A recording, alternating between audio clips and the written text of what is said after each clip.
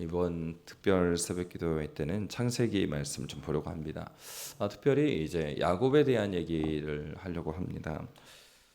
사실 우리가 근데 야곱과 에서에 대한 얘기를 보면 성경에서 보면 하나님께서 왠지 불공평하다라는 생각이 들 때가 있습니다. 사실은 이거는 성경 읽을 때뿐만 아니라 우리의 삶에 있어서도 하나님께서 모두에게 사랑의 하나님이시고 그런데 왜 나의 인생에는 이런 일이 생길까? 그리고 왜 나에게는 이렇게 하실까? 그렇게 생각되는 경우가 있죠. 오늘 본문도 그런 경우가 있습니다. 로마서 9장 13절에 보면은 이렇게 소개하고 있거든요. 기록된 바 내가 야곱은 사랑하고 에서는 미워하셨다 하심과 같으니라. 성경에는 우리가 볼 때 굉장히 오해가 되는 그런 표현들이 있는 거죠. 하나님께서는 왜 야곱은 사랑하고 에서는 미워했을까? 그러니까 여러분이 야곱이면 괜찮습니다. 그런데 에서면 굉장히 기분 나쁜 말씀이고 받아들이기 어려운 내용이죠. 먼저 오늘 본문은 이그 야곱과 에서의 부모에 대한 얘기를 합니다. 이삭과 리브가에 대한 얘기를 했는데 사실 이삭 자체도 그가 태어나기까지 오랜 세월이 걸렸죠. 25년이 걸렸습니다. 이삭의 아버지는 이제 아브라함이었죠. 아브라함과 사라는 하나님께서 자녀를 주신다는 약속이 있었지만 오랜 시간 동안 25년 이후에 이삭을 낳게 됩니다. 그런데 제일 중요한 것은 그 기간 동안에 아브라함도 믿음의 조상이었으나 그 믿음이 처음부터 완성되어 있는 사람이 아니죠. 그렇기 때문에 인간적인 많은 시도를 합니다. 이런 방법 저런 방법, 때로는 조카 롯에 대해서 저 아이가 하나님께서 말씀하신 그 상속자인가, 그리고 그의 종이었던 다메섹 엘리에셀인가, 그러니까 수많은 이 반복된 실수 가운데서 심지어는 하갈을 통하여서 이스마엘을 낳게 되잖아요. 그러면서 이제 이삭을 낳았습니다. 근데 아버지 아브라함에 비교하면은 이삭은 그렇지 않았어요. 그러니까 아브라함은 여러 시도를 막 했지만 이삭과 리브가는 특별히 하갈처럼 첩을 들인다거나 그런 인간적인 방법을 쓰질 않았습니다. 특별한 다른 일을 하지 않았어요. 그래서 여러분 종종 우리가 이렇게 생각하는 경우가 있습니다. 하나님의 말씀대로 살아간다고 했을 때 우리가 특별한 어떤 일을 하지 않았기 때문에 하나님, 제가 특별한 일을 하지 않았잖아요. 그런데 왜 저한테 이러세요? 이런 경우가 있어요. 근데 중요한 것은 하나님께서 무엇을 원하셨을까 하는 것입니다. 그러니까 특별한 일을 하지 않았기 때문에 아버지에 비교하는 거죠. 아버지는 여러 가지 다른 시도를 했잖아요. 그렇기 때문에 나는 신앙대로 산 것인가? 내가 특별한 일을 하지 않았기 때문에 무엇인가 결과가 나온 것인가? 그것이 이제 하나님께서 기뻐하신 일인가? 그러니까 중심을 하나님께서 원하시는 것이 무엇인가에 대한 관점, 이런 관점으로 보아야 된다라는 거죠. 그런데 바로 그 세월이 20년이 흘렀습니다. 이삭과 리브가가 아이를 낳기까지 20년이 흘렀는데 오늘 본문에서는 21절에 이런 말씀이 있습니다. 여러분 21절 말씀, 여러분의 성경을 보시면 돼요. 21절 말씀 함께 읽도록 하겠습니다. 이삭이 그의 아내가 임신하지 못하므로 그를 위하여 여호와께 간구하매 여호와께서 그의 간구를 들으셨으므로 그의 아내 리브가가 임신하였더니. 아멘. 사실 21절은 이렇게만 딱 나오지만은 사실 그 앞에 기간이 몇 년 걸렸다고요? 20년 걸렸던 겁니다. 근데 재미있는 건 20년 동안에는 아이가 생기지 않았는데 21절에 보면 이삭의 그의 아내가 임신하지 못함으로 그를 위하여 여호와께 간구하매 여호와께서 그의 간구를 들으셨다라고 말합니다. 그리고 그의 아내 리브가가 임신하였다. 여러분, 이 행간에는 굉장히 많은 의미를 담고 있죠. 여러분, 하나님께서 우리의 어떤 능력을 요구해서는 아닙니다. 우리의 능력 어떤 것을 해도 하나님의 무한하고 영원하고 불변하시는 그 능력 가운데 미치는 사람은 아무도 없어요. 그렇기 때문에 하나님께서 우리의 능력을 뭔가를 요청하지 않죠. 여러분 그렇지 않습니까? 수학에서 무한대에다가 더하기 10을 하든 100을 하든 1000을 하든 의미가 없죠. 무한대는 무한대입니다. 다시 말하면 하나님의 능력에다가 우리의 뭘 덧붙여 봐야 그게 하나님께 도움이 되진 않아요. 그러니까 그러면은 바로 하나님께서 그런 하나님이신데 왜 하나님께서는 그 자녀들이 간구하기를 기다리실까 하는 겁니다. 앞에 20년 동안은 아무 일이 없고 자신들이 아내가 임신하지 못하는 걸 가지고 간구할 때 하나님께서 바로 아이를 주셔요. 이게 뭘 의미하겠어요? 하나님께서 원하시는 것은 우리가 하나님께 간구하기를 원하는 거죠. 왜 그러겠습니까? 하나님께 친밀하게 가까이 오시기를 원하시는 겁니다. 하나님께서 원하시는 것은 우리가 주님께 나오는 것입니다. 그러니까 지금 그 이삭과 리브가의 입장에서는 기도 제목의 큰 게 아이를 갖는 거예요. 근데 하나님께서 원하시는 건 이들이 하나님께 친밀하게 다가오는 거예요. 그 도구가 뭡니까? 아이가 생기는 거죠. 하나님께서는 약속을 하셨기 때문에 아브라함에게도 이미 약속하셨잖아요. 아브라함 너와 너의 후손들에게 복의 통로가 되게 하겠다. 그러면 복의 통로가 되려면 자식이 있어야 되잖아요. 자식 주시겠다고 하셨고 그렇기 때문에 이것은 정해져 있는 약속이에요. 언젠가 하나님께서 이루실 것입니다. 그러니까 하나님께서요 20년이 안 들게도 이루실 수 있고 더 오래 걸려도 이루실 수 있어요. 하나님께서 하실 거란 말이죠. 그러니까 종종 우리가 그런 실수를 합니다. 아 그래 하나님께서 모든 것을 하신다면서요. 그러니까 저는 아무것도 안 해도 되겠네요. 아이들이 그렇지 않습니까? 우리 학생들 나와 있지만 공부하는 게 너무 힘들어요. 그러니까 아빠, 엄마 하나님께서 다 책임져 주신대. 맞아? 그러면 이제 엄마 아빠 뭐라고 그랬어요? 맞지? 그래 우리 전사님은 그랬어. 하나님께서 모든 거 책임져 주신대. 그래 맞아. 그러니까 엄마 나 이제부터 놀 거야. 나 공부시키지 마.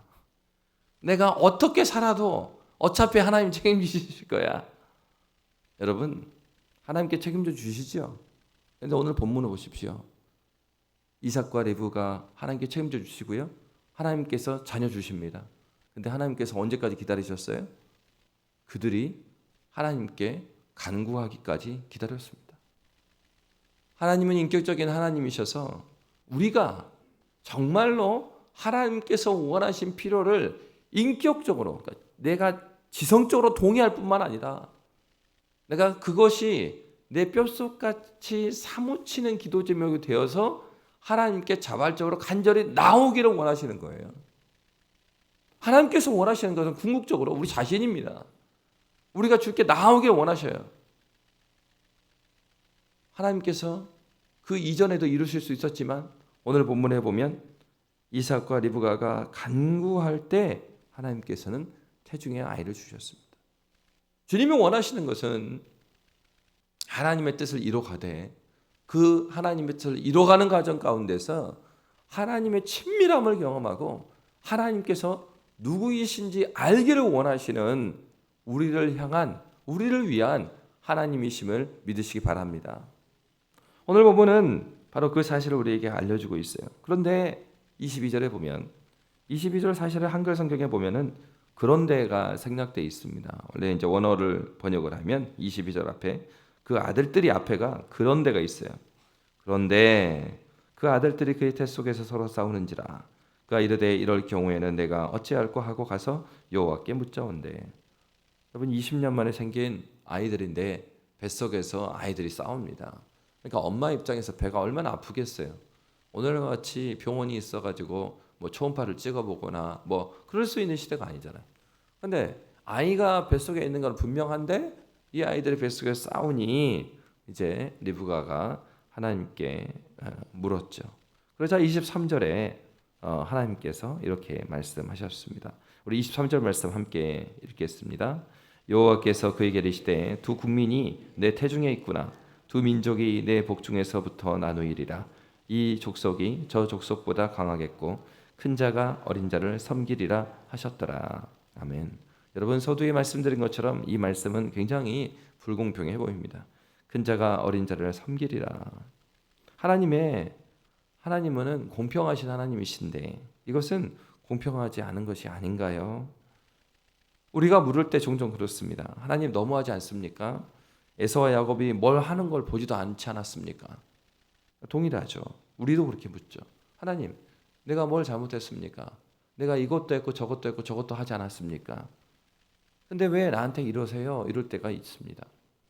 여러분, 그런데 중요한 것은 우리의 구원은 우리가 무엇을 했기 때문에 이루어지는 것이 아닙니다. 우리의 구원은 내가 뭘 했고 내가 뭘 한 걸 보고 뭘 하셔야 되지 않겠어요? 라고 우리는 하나님께 외치지만, 그렇게 본다면 여기에 저를 포함해서 우리 모두는 이 자리에 있을 수 있는 사람이 아무도 없어요. 모든 사람은 죄 가운데 태어납니다.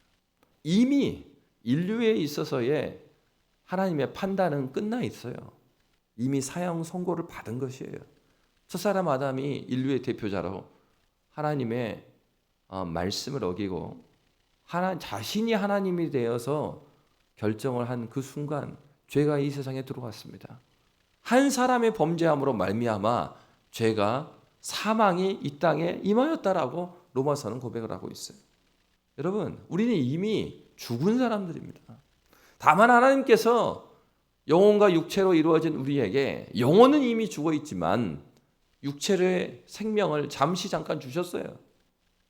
성경에 70이고 80이고 이렇게 표현하고, 요즘에는 100세도 사시고 잠시 잠깐 살고 있는 것이에요. 그럼 왜 하나님께서 잠시 잠깐 이 생명을 주셨습니까? 이 생명을 주신 동안 하나님의 긍휼을 구하라는 거예요. 마지막 주어져 있는 기회입니다. 우리에게 주어져 있는 마지막 기회가 이 인생이라는 것이에요. 여러분, 성경은요, 우리의 구원을 우리가, 아니 하나님 내가 뭘 했길래, 내가 한 거 보고 뭘 판단하셔야죠. 그렇게 판단하면 이미 죽었고, 그렇게 판단하면요 우리의 삶은 계속된 불순종밖에 없죠. 나 하는 걸 보고 판단해 주십시오. 우리 하는 걸 보면 어떻습니까? 여러분, 우리가 정말로 마음 깊이서부터 하나님께 온전한 순종의 삶을 살아갑니까? 우리는 우리의 공로 내세우기를 좋아하는 사람들이에요.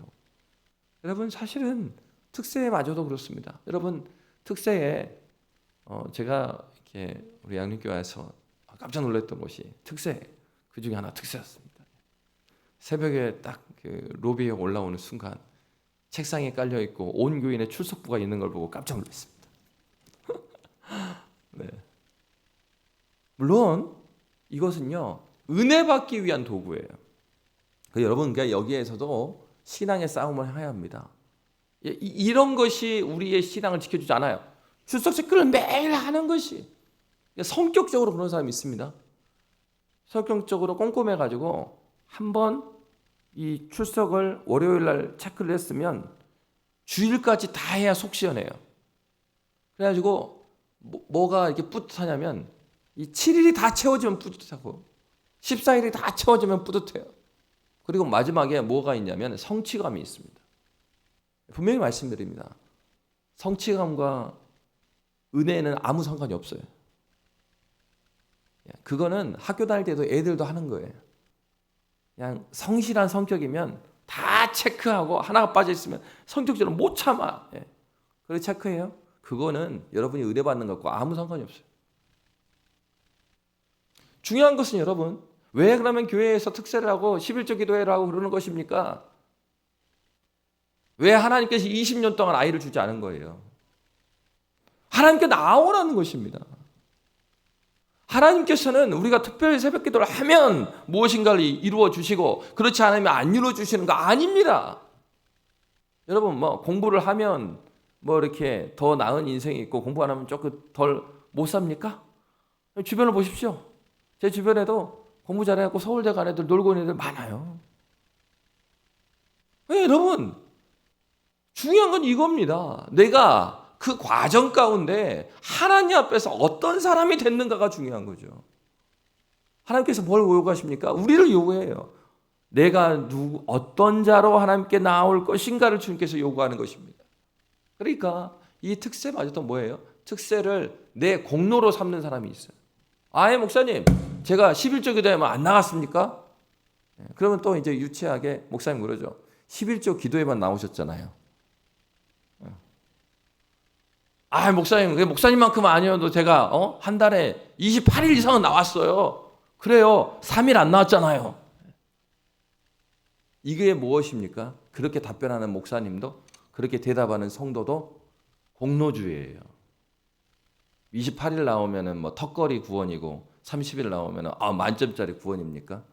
하나님께서 그렇게 하기로 시작했으면요, 우리는 하나님의 무한하신 그 기준 가운데 갈 수 있는 사람이 아무도 없다니까요. 하나님께서 우리를 구원하신 이유는 우리가 무엇을 했고 무엇을 이루었기 때문이 아니에요. 하나님의 공의의 성품, 공로는 공의에 대한 얘기잖아요. 공의의 성품에 기대어서 여러분 구원받기를 원하시면 구원받을 사람이 없다라는 겁니다.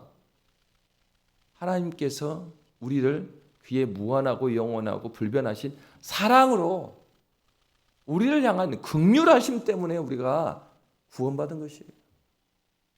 하나님의 사랑의 성품 때문에 우리가 여기 있을 수 있는 것입니다. 그러니까 우리가 주님께 기도하고 주께 나오는 이유는 무엇입니까? 구원 받았기 때문에 그 은혜에 감사하여 주님께 나오는 거예요. 구원 받기 위해서가 아니라 구원받은 은혜로 말미암아서 그 은혜가 너무 크니까. 여러분, 그렇습니다. 성경에 보면은 그러면 긍휼하심, 하나님의 긍휼하시는 그 은혜로 말미암아서 우리가 주님께 나왔다면, 그러면 이제 또 그런 질문을 할 수가 있죠. 그러면 왜 하나님께서는 에서에게는 그 긍휼하심을 베풀지 않으셨습니까? 이렇게 이제 물을 수가 있습니다. 여러분, 바울은 디모데후서 2장 20절에서 21절에 이런 말씀을 하고 있습니다. 큰 집에는 금그릇과 은그릇뿐 아니라 나무그릇과 질그릇도 있어 귀하게 쓰는 것도 있고 천하게 쓰는 것도 있나니, 그러므로 누구든지 이런 것에서 자기를 깨끗하게 하면 귀히 쓰는 그릇이 되어 거룩하고 주인의 쓰심에 합당하며 모든 선한 일에 준비함이 되리라. 이런 말씀이 있어요. 어떤 말씀이십니까? 여러분, 누구는 금그릇이고 누구는 질그릇이고 은그릇이고 남하고 비교할 문제가 아니고, 그거는 하나님의 뜻에 있다 이거예요. 하나님께서 하나님의 구속의 역사를 위해서 이 모양 저 모양으로 쓰시는 방도, 그거는 하나님께 매여 있는 것이고, 저 사람이 더 나보다 믿음이 많은 것 같고 적고 이런 거 비교할 거 아니다 이 말이에요. 그거는 하나님께 쓰실 노릇이에요. 근데 중요한 거는 금그릇이든 은그릇이든 질그릇이든 간에 쓰임 받는 것은 어떤 그릇입니까? 누구든지 자기를 깨끗하게 하면 귀히 쓰는 그릇이 된다. 거룩이죠, 거룩. 주님 닮은 거룩. 우리를 정결한 마음 주시옵소서. 우리를 정결하게 해나가고 예수 닮게 해나갈 때 하나님께서 우리를 사용해 주신다는 거예요. 우리가 할 일은 뭐냐? 내가 어떤 그릇이든지 간에 하나님께서 쓰시기에 부족함이 없는 정결함, 거룩한 사람이 되는 게 우리의 삶의 목표이고, 두 번째로 중요한 건 이겁니다. 성경에서 에서를 미워했다 또는 바로의 마음을 하나님께서 완악하게 하셨다는 이 표현들은 신학적으로 보면은 신인 동용론적인 표현이에요. 다시 말하면 이 표현은 이런 겁니다. 인간의 이 지성은 한계가 있어요. 우리가 이해할 수 있는 정도의 한계가 있기 때문에 하나님께서는 이 성경을 누구한테 보내신 거예요? 누구 보라고 성경 주신 거죠? 우리 보라고 주신 거죠. 우리가 이해할 수 있는 언어로 써주신 거예요. 다시 말하면 이런 겁니다. 그 어린아이한테, 그 아무것도 모르는 어린아이가 이 주방에서 놀다가, 여러분 그렇잖아요. 이 식탁에다가 엄마가 숟가락도 그렇고 젓가락도 그렇고 딱 놓죠. 그런데 아이들 숟가락 젓가락은 플라스틱이잖아요. 그리고 저 꼬맹이 아이들은 젓가락이 없죠. 숟가락하고 뭐 줘요? 모르셔. 하도 오래된 기억이다. 애기들 포크 줍니다. 포크도요, 쇠 포크가 아니고 그냥 플라스틱 포크예요. 찔려도 안 아파요. 왜 그러면 애기들 거는 그런 거 안 놔둬요? 애기들 들고 하다가 어디라도 찔리면은 사고 나잖아요. 어른들 젓가락으로 했다가는 문제 생기잖아요. 그러니까 아이들에게 맞게끔 주는 거예요. 말을 할 때도 그럽니다. 그러니까 여러분, 대학생 아이한테 자, 그래 오늘 공부하느라 수고했다. 이리 와서 맘마 먹어라. 그런 엄마 있어요? 밥 먹으라 그러죠. 근데 애기들한테 뭐래요? 엄마 이러잖아요. 엄마가 애기여서 그래요? 애기한테 이해할 수 있게 말해주는 거예요. 하나님께서 이 성경을 우리가 주실 때도 마찬가지입니다. 이 표현, 바로의 마음을 완악하게 하셨다, 에서를 미워하셨다, 이런 표현들은 원래 그들은 순수하고 선했는데 하나님께서 악하게 만들었다는 얘기가 아니에요. 여러분, 로마서는 이렇게 증거하고 있어요. 우리의 죄된 상태가 어떤 상태냐? 로마서 1장 24절에 보면 그러므로 하나님께서 그들을 마음의 정욕대로 더러움에 내버려 두사 그들의 몸을 서로 욕되게 하게 하셨으니. 내버려 뒀다는 거예요. 무슨 말입니까? 그전에는 내버려 두지 않으셨다. 그러니까 내버려 두니까 어떻게 됐다고요? 그들의 정욕의 더러움대로. 다시 말하면은 하나님께서 내버려 두지 않은 상태 가운데 우리가 있는 것입니다. 지금도 예수를 믿는 사람이나 믿지 않는 사람이나 하나님께서 적극적으로 그들을 내버려 두지 않고 붙들어 주시기 때문에 역사가 흘러가요. 법도 없고 질서도 없는 무법천지가 되지 않고 예수를 믿지 않는데도 불구하고 그 나라마다 법이 있고 질서가 있잖아요. 그게 하나님 나라의 질서와 완전히 일치되는 것은 아니지만 죄악 중에도 하나님께서 그들에게 일반적인 은혜를 베푸셔서 주님을 믿지 않는 통치자도 그리고 주님을 믿지 않는 자들에게도 그 마음 가운데 양심에 새겨놓은 희미한 율법을 남게 해 주셔서 그들의 양심의 법 가운데 어느 정도의 질서를 유지하며 살아가는 거예요. 그것이 하나님께서 내버려 두지 않고 붙들고 계시는 거예요. 그런데 그들이 계속해서 죄악 가운데 달려갈 때 하나님께서는 그 일반적인 은총을 버리십니다. 거두어 주시는 거예요. 그러면 거두어 버리면 어떻습니까? 자기의 죄된 본성을 향해서 쭉 나아가는 거예요. 그러니까 이런 거죠. 여러분, 열차 사고가 나는 거예요. 그러니까 그 일본에서도 그런 그 유학생이 있지 않았습니까? 지하철에 사람이 탁 떨어져 있으니까 그 사람을 구하려고 다른 사람 다 서 있는데 한국 유학생이 가서 그 사람들 구해주고 자기는 못 올라오고 이제 죽은 그 일이 있잖아요. 지금도 그 지하철에서 그때가 되면 일본 사람들이 그를 추모한다고 그래요. 그런데 여러분, 만약에 거기에 서너 명이 있어가지고 뛰어들었다가 3명까지는 구했는데 마지막 1명을 못 구했어요. 그리고 나서 죽음을 당한 거예요. 그런데 거기다 대놓고 사람들이 아니 왜 4번째 사람을 안 구했냐? 그 유학생 문제가 많다. 그렇게 말할 사람이 있냐 이거예요. 마치 하나님께 왜 나는 구원하시고 저 사람은 구원 안 했습니까? 하나님 이상한 하나님이네. 이렇게 말하는 것은 우리가 그 뉴스를 보면서도 그렇게 말하는 사람이 있어요? 순고한 그 학생의 희생이라고 그러죠. 사람들의 본성이 이렇습니다. 사람들이 그렇게 행하는 것에 있어서는 숭고하다고 표현하고 하나님께서 우리를 위해서 죽으심에 대해서는 숭고하다는 표현을 안 하죠. 오히려 비난하죠. 왜 하나님 저 사람은 구원 안 하고 왜 우리만 구원하죠? 하나님 능력 많다면서요. 하나님 아무것도 안 하신 것처럼 그렇게 하나님을 비난하는 경우가 있어요. 그렇지 않습니다. 우리가 주님의 품에 오지 않았을 때도 교회의 마당을 밟지 않았을 때도 하나님의 긍휼하신 은혜 때문에 우리가 살아갔던 거예요. 우리가 생명을 유지하는 것 그 자체가 하나님의 은혜 때문에 살아있어. 왜요? 이 땅에 하나님 나라의 법을 거역하면서 자기 욕망대로 하나님 나라를 세우는 것이 우리의 목적인데 우리를 그렇게 이 땅에 보내셨는데 그것과 전혀 관계없이 하나님 나라가 아니고 자기 나라 만들었잖아요. 자기 나라 만들고 있음에도 불구하고 하나님께서 생명을 유지해 주시잖아요. 이미 하나님의 긍휼한 은혜를 충분히 우리가 받고 있는 겁니다. 그래서요, 저와 여러분 중에 하나님의 그 사랑의 은혜에 대해서 사랑의 은혜를 나는 받은 적이 없다고 말할 수 있는 사람이 없어요. 우리가 인지하지 못할 그때도 우리가 살아있었을 그 이유는 하나님의 끝없는 그 사랑 때문에 가능했던 거예요. 하나님의 공의대로 하면 이미 죽어야 됩니다.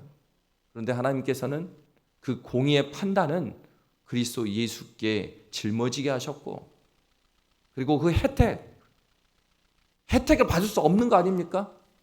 그 나라를 계속 무너뜨렸는데 오히려 벌을 받아야 되죠. 근데 그 벌은 당신께서 사람이 되셔도 당신께서 받으시고, 그리고 그 많은 혜택과 그 긍휼하심으로 우리를 하나님의 사랑으로 불러주셨던 것이죠. 여러분, 성경은 바로 그 얘기를 하는 겁니다. 우리의 삶은 하나님 편에서 정해져 있지요. 그러나 우리는 정해져 있는 삶을 살지 않습니다. 기계적으로 살지 않습니다. 우리의 마음껏 우리는 우리의 자유의지를 가지고 살아가요. 다만 우리에게 있는 그 자유의지는 죄로 물들어 있다는 사실입니다. 내가 하나님 말씀 없이 자유롭게 추구하고자 하는 것이 무엇입니까? 왜 우리는 예수를 만나야 합니까? 예수를 만나지 않고는 아무런 거침없이 우리의 정욕을 따라서 우리가 원하는 대로 이 인생을 살아갈 수밖에 없는 인간들이기 때문에 그래요. 죄는 그렇게 간단한 게 아닙니다. 하나님께서 오늘도 우리에게 원하는 것이 무엇이겠습니까? 왜 하나님께서 우리에게 괴로움을 주겠습니까? 이삭과 리브가에게 20년의 세월을 왜 기다리셨겠어요? 사람은 고통스럽지 않고 하나님께 나오는 사람이 없습니다. 은혜 받은 이후에는 그 은혜의 감사 때문에 주께 나올 수 있어요. 그 힘이 우리 안에 하나님께서 주셨으니까. 그러나 은혜 받기 전에, 예수를 만나기 전에는 고통 가운데 하나님께 몸부림치게 하십니다. 은혜 받으신 이후에도 하나님 앞에 내가 자원하여 나를 내어드리고 주님께 나오는 사람은 복된 사람이에요.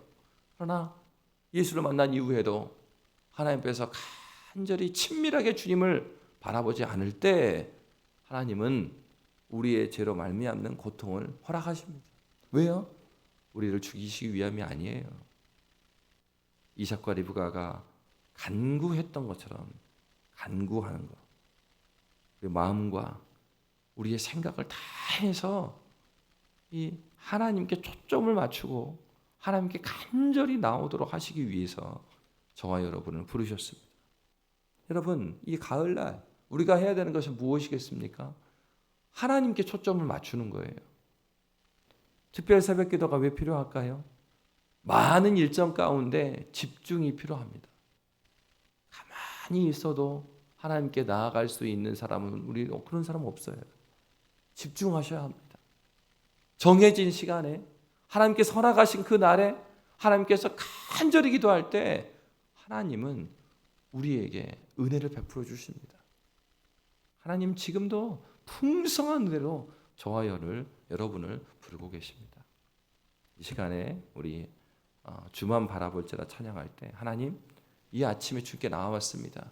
내가 가지고 있는 기도 제목이 있지만은 이 기도 제목이 목적이 아니라 하나님이 목적이 되게 해주십시오. 그래서 하나님만 바라보는 이 아침이 되게 해달라고 간절히 함께 찬양하고 기도하는 시간 되기를 원합니다. 주만 바라볼지